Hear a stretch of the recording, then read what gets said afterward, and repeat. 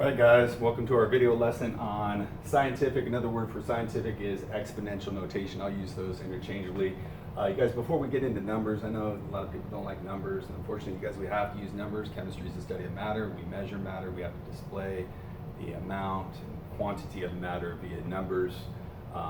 So we have to do it. I did want to show you, like, what the heck is this? I wanted to show you guys a little demonstration, a little phenomena. And then, so you guys, with this, keep in mind, you guys want to be thinking about it because I'm going to leave it hanging in terms of an explanation until Friday. And our Friday question will pertain to the phenomena that you guys are going to witness here. So here, what we have is, and you probably can't see it right now, there's a Petri dish full of whole milk. You'll be able to see something here soon. And then there's also a dish here full of non-fat. You guys can't see it, well, because the background's white and the milk's white, duh. It's a little hard to see.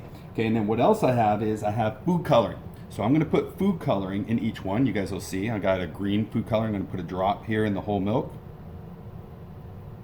Okay, I'm gonna put a drop here in the non-fat milk. Okay, I have a blue food coloring. I'm gonna put a drop in the blue food, in the whole milk, and a drop of the blue in the non-fat milk. So now you guys should be able to see some stuff, okay? It looks kind of weird, right? I'm gonna have a red food coloring. I'm gonna put a red in the whole milk and a red in the non-fat milk. You guys see it just kind of sits there. I'm not agitating it. It's just kind of, it's starting to spread out a little bit. That's due to random molecular motion.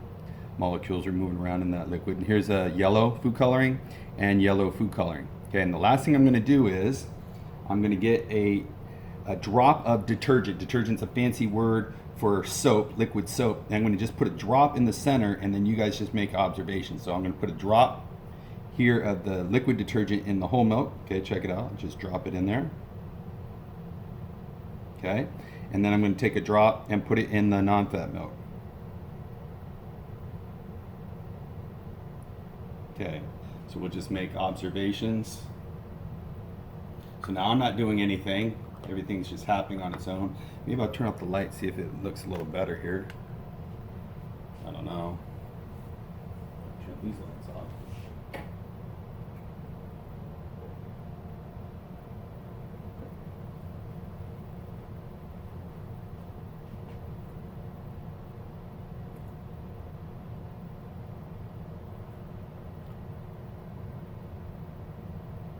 Oh, you know what, guys? Just one little thing. Slight error. I just realized just by observing I can tell. Well, let me see. Usually I can tell if I made an error by observing. So you guys can just see, you're just looking at the phenomena, right? You guys, that's just happening on its own.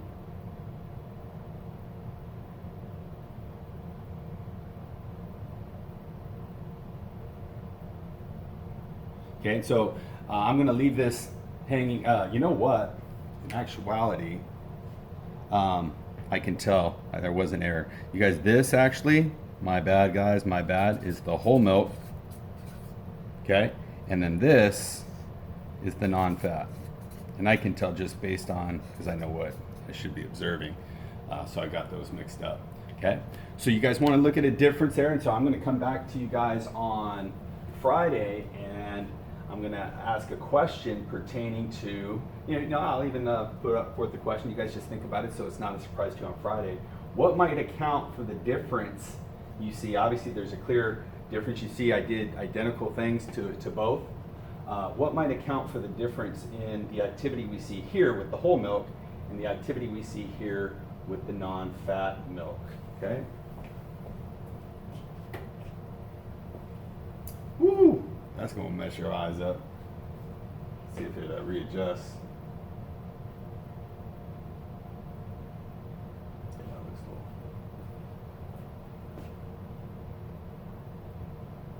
Okay, and you guys might want to be thinking even right now, where do you see more activity? This is a subject for debate. Where's there a greater deal of activity and which one has maybe less activity?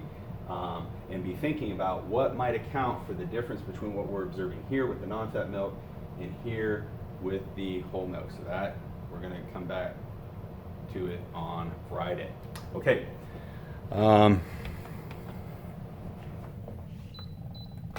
Okay, now you guys switching back to a scientific notation, we got to be able to express values in a very reasonable fashion.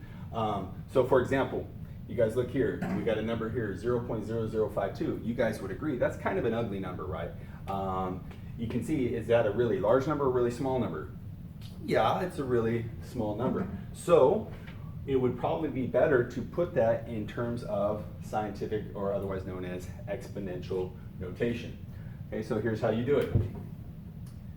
You always want your decimal point in a place where there's only one non-zero digit to the left of that. So therefore, where would I want that decimal point? Hopefully you guys are thinking right now, you got it correct. I want it in between the 5 and the 2. So this is where I want it, okay? Because I want to write over here 5.2. See how there's one non-zero digit to the left of the decimal point. Now the question is, how many places did I have to move the decimal point to get it there? Just realize, guys, each time you move a decimal point corresponds to a power of 10. I moved it 1, 2, 3. So I moved it 3. So that must mean this must change by 3 power. This is 3 powers of 10 difference in this. So what that means is I'm going to put times 10. Remember, it's 3 powers of 10. Now I know some people might want to say, well, if it's 3 powers of 10, I'm going to put a 3 here. Should that be a 3? Now you guys got to think, does it make sense? 10 to the third is 1,000, right? 10 times 10 times 10 is 1,000. So that would be 5.2 times 1,000. That would give me a really big number. Was that a really big number? No, it was a really small number. So it's not 10 to the third, it's 10 to the, you guessed it, -3. See, it's 3 powers of 10 difference from this value to that value. But realize, guys, this is the exact same value as this, it's just written in a different way, okay?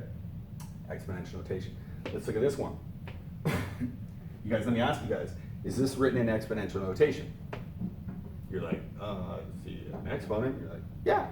And if you answered yes, you were correct. It is an exponential notation, but let me ask you, is it in proper exponential notation? And the answer to that should be no. Why?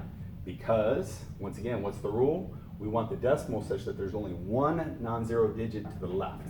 See how there's just one non-zero digit to the left.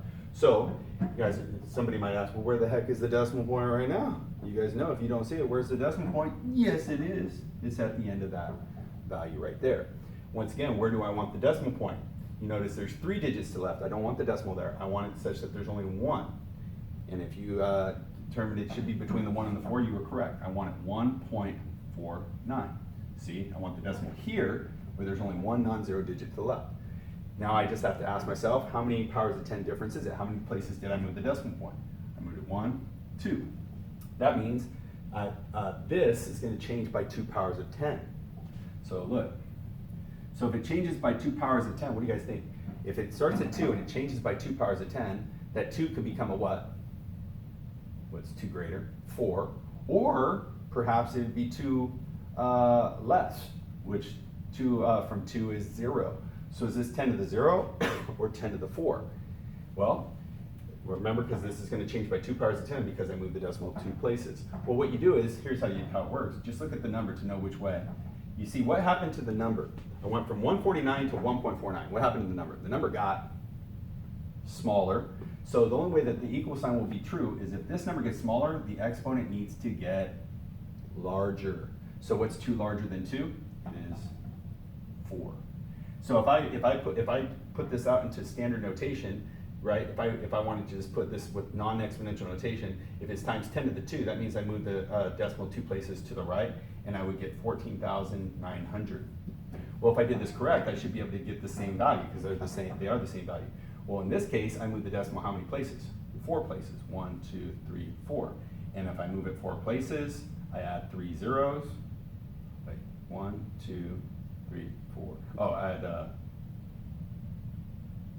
2 zeros. Wait. Oh yeah. Add 2 zeros after that, and what do you guys see? It's both 14,900. So this indeed is the same value as this, but it's written in proper scientific notation.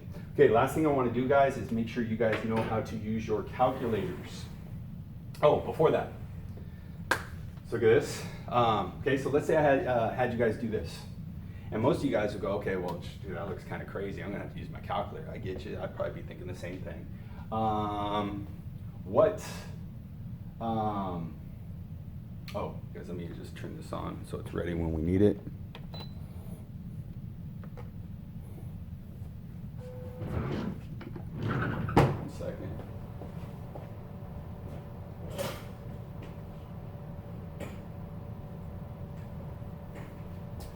Okay. You guys, what I want you guys to get in the habit of, and if you guys remember from the previous lesson on unit analysis, remember whatever's on the top, if it's the same as on the bottom, you can cancel that out, assuming there's no addition or subtraction. Okay.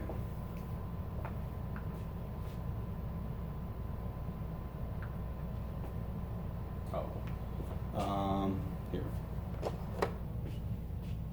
Okay, sorry guys. So, if we look at this, guys, it's going to be a lot easier than maybe you were anticipating. I would look, oh, look, check it out, guys. I got a 5 in the numerator, 5 in the denominator. What can we do with it? Cancel it out. Check it out. Oh, check it out. I got a 10 to the 7th power on the numerator, 10 to the 7th on the denominator. What can I do?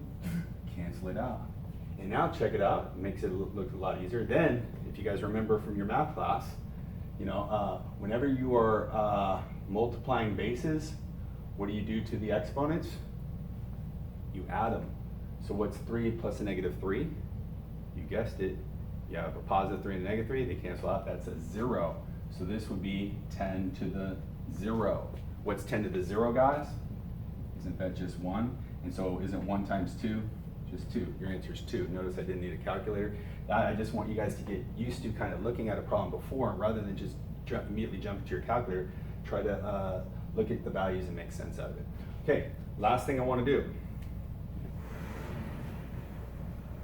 is I want to make sure we all know how to use our calculator. So this is one, for example, that we would definitely need to use our calculators.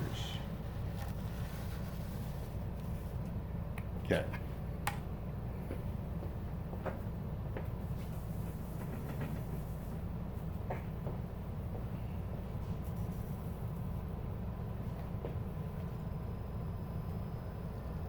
Okay, so I'm hoping if you don't already have one, you guys would get a scientific calculator. You guys are not too expensive, maybe like 10 bucks, Target, Walmart. You know, as long as it does an exponent, you guys see, where's an exponent? Like it's got an EXP button, or you see something that shows exponents, that would be probably qualify as a scientific calculator. Okay, so here's how it's gonna work. You guys look, I assume we can all see. Yeah, you guys can see there. I'm hoping you guys can see on this. Okay, so you guys look at the board on the left. Okay, so you guys, hopefully you guys have a calculator with you. If not, you guys do a virtual calculator with me. Okay, check it out. What am I going to press first? Right, I'm going to go 2.2. Okay, now the question is, this is where a lot of people mess up. They have a difficult time figuring out how to do exponents. Okay, and you guys notice the next value. You guys know when they're in parentheses, you're going to multiply, right? So I'm going to go 2.2 times. So the key is, guys, everything on top you multiply. Everything on bottom, you divide. So now I want to show you guys how do you punch this into your calculator. Okay? I know a lot of times people use a little caret button. Where's the caret button? They have like a little up button like this, and I know a lot of people use that, but for whatever reason, the calculator processes it different than you would think, and you end up with a wrong answer. So I'm going to show you guys, if you do it this way, you'll never get it wrong. So a key button in this with this type of calculator is what's called the EXP button. Let me see if there's another calculator I have that might have a different, no, this has EXP. If you guys have a Casio, they're all EXP, yeah. But some people might have a different button. I forgot what the other button could be. You might have another button that serves, oh, you might have a button that just says this. Something like that. You might have a button like in this area that says it serves the same purpose. It's 10 to the power. That's what they call EXP for exponent. So here's how it works, guys. To do 7 times 10 to the 6, you're going to push 7, EXP 6. That's all you're going to do. Notice, okay, so check it out. I'm going to press 7. I'm going to press EXP. Notice I didn't press times. I didn't press 10, and then I just press 6. And now you guys look. It looks like it's 7 to the 6th power. It's really not. It's 7 times 10 to the 6th. That's what that is. Okay, so now I'm ready to move on. What am I going to do next? You guessed it. Multiply by 4. Now what am I going to do next? You guessed it. You're going to multiply by 946. You notice, remember I said everything on top, you're going to multiply. What's the last one I do on top? Multiply by 365. And then, you guys, I'm not done. I know a lot of people at this time, at this point, they want to put equals. You could, but you guys, I want to show you guys how to do it where if you do it correctly, you don't have to press the equal sign one time. So, I did my last, okay? I got here. So now what do I have to do next, guys? What's going to be the next button I push? The next button I push is the division sign. I go divide. Now the question is, how do I put a number like this in here? If you guys just put, because you notice, you're like, Ms. Wilson, there's not any number in front. So if you guys just press EXP at this point, and then you press 3, you're going to get an error, and then you got to have to start all over. So the question I have for you guys is, what invisible value is in front of this anyways? It's 10 to the third. What's the invisible number there that they don't show because you don't need to show it? You guess it's a 1. So how am I going to put that number in there? What am I going to press? I'm going to press 1.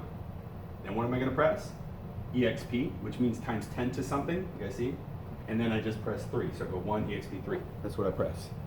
I go 1, EXP 3. Okay, the question is, last one, guys. This is where people make errors all the time. What's the next button I push?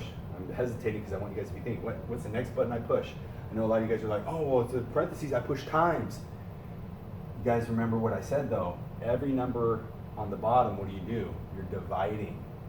See, if you guys push times here, you know where your calculator thinks this value is? It thinks it's in the numerator. It's in the denominator. The only way your calculator knows if it's in the denominator is when you press divide. So when you divide, you put divide, and then you guys remember how you do this value right here? 2 EXP3. Notice I don't do times 10. I don't do and I don't do the press of 10. Okay, so I'm going to divide, and I'm going to put 2 EXP3. And you guys notice if I do it correctly, I only had to press the equal sign once. So this big old fat ugly problem, press the equal sign once, and that's the number you should get. What I'm hoping is you guys have a calculator at home. You guys have paused the video here, and then you guys just on your own, you're going to punch it. Because if you don't punch that in and you don't get this value right here, you're obviously doing something you don't understand your calculator, and you're going to run into problems, not just in my class, but in any class where you have to use your calculator. You guys need to end up with this value. Okay, so hopefully you guys know how to use a calculator. When we return on our live session, if you guys had trouble, we'll go over that. All right, guys, we'll see you.